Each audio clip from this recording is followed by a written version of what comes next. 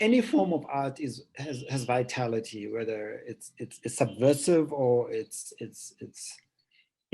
commissioned by religious institutions or orders or made just for pleasure. I think it contains vitality, and for me, it's really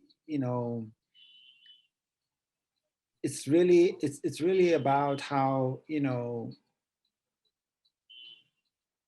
really it's about asking the question, why does it exist, why is it there, because I think that's what gives it value in terms of thinking about, well, whoever made it is obviously wanting to say something, whether you understand it or not.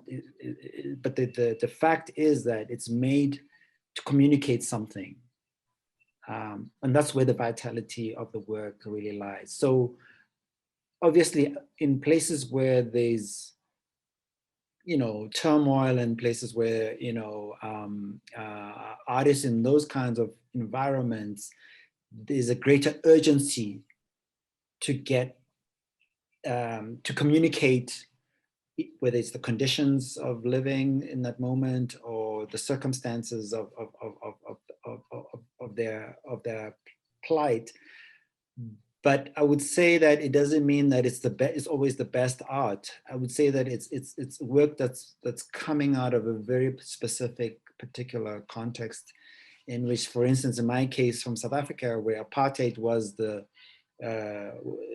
was responding against apartheid and trying to educate people and to get a more global response so that the system can be denounced. Artists had a very specific agenda. Uh, but it doesn't mean that then, even within that context, people are not making art about, love or beauty. They are. It's just that maybe we don't see it because, there's a greater urgency to show the dread and the repression. But even in those dire moments, there is all this other life that I think people experience. People write poetry, people make songs, and people make art. And this is why I say that I think the two are not mutually exclusive, but I think what we see more is usually one rather than the other.